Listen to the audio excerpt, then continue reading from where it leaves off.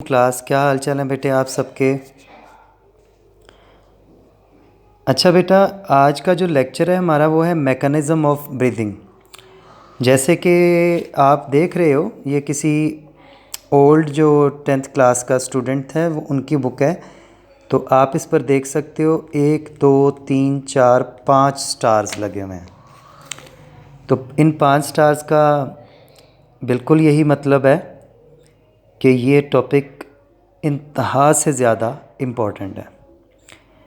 तो mechanism of breathing, सांस लेने का जो मैकेनिज़्म है बेसिकली वो क्या है। कहता है the physical movement associated with the gaseous exchange are called breathing. तो ब्रीदिंग हम पहले भी पढ़ चुके हैं कि ये एक मैकेनिकल प्रोसेस है।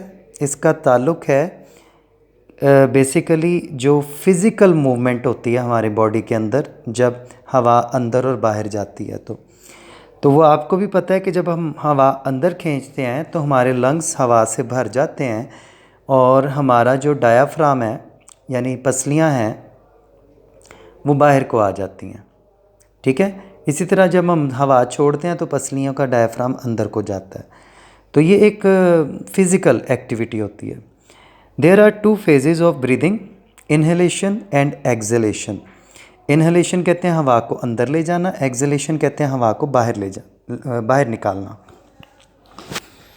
तो इन्हेलेशन है जी, कहते हैं ड्यूरिंग इंस्पायरेशन, यानी जब आप हवा अंदर ले जाते हैं the ribs muscles contract and ribs are raised.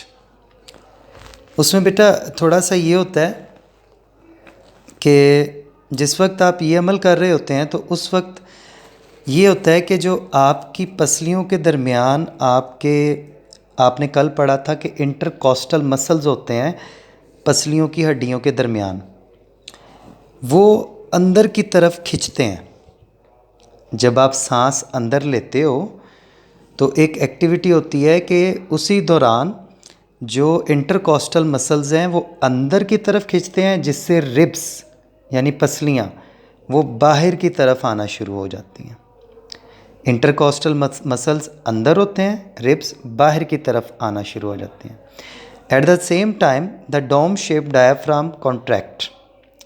इसी वक्त जो डायाफ्राम होता है वो भी थोड़ा सा पिचक जाता है, यानी कॉन्ट्रैक्ट होता है, सिकुड़ता है। एंड इज़ लोअर्ड, और वो नीचे की तरफ हो जाता है। These movements increase area of the thoracic cavity which reduces the pressure on lungs. इस सारी एक्टिविटी से चूँकि पसलियों का जो घेरा है वो बाहर की तरफ आ जाता है, तो पसलियों में और आपके लंग्स में गैप आ जाता है, जिससे लंग्स जो हैं वो काफ़ी हद तक आज़ाद हो जाते हैं। जैसे ही लंग्स आज़ाद हो जाते हैं उसके नतीजे में हल्का सा नाक से आप खींचते हैं हवा को, हल्का सा दबाव फौरी तौर पे हवा को अंदर ले जाता है, क्योंकि पसलियाँ लंग्स से काफ़ी दूर हो चुकी होती हैं। इंटरकॉस्टल मसल्स अंदर खिंच जाते हैं, पसलियाँ बाहर हो जाती हैं, फूल जाती हैं। ठीक है, और हवा इन होना शुरू हो जाती है, जिससे लंग्स को काफ़ी ज़्यादा स्पेस मिलता है और उन पर प्रेशर कम हो जाता है। ठीक है जी, और इस तरह से बाहर से हवा अंदर चली जाती है। ये एक प्रोसेस था बेटा, ये मैं बहुत मज़े से समझाता होता हूँ काफ़ी टाइम लेके, लेकिन आज थोड़ा सा मुश्किल है। तो एनीवे, अब दूसरा होता है एक्सपिरेशन।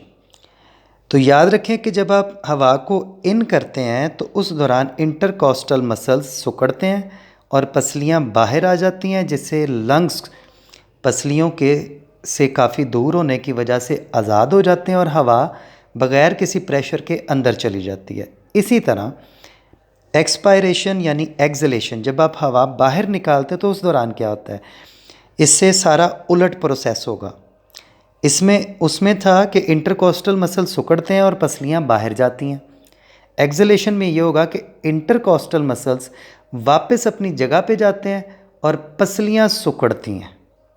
जैसे ही बेटा पसलियाँ सिकुड़ती हैं तो वो पसलियाँ आपके लंग्स के करीब आने की वजह से लंग्स पर एक प्रेशर बढ़ा देती हैं, जैसे ही पसलियों का डायाफ्राम अंदर की तरफ आता है, यानी इंटरकॉस्टल मसल्स बाहर जाते हैं और पसलियाँ अंदर जाती हैं, जैसे ही वो अंदर जाती हैं तो वो आपके लंग्स पर एक दबाव, एक प्रेशर बढ़ाती हैं।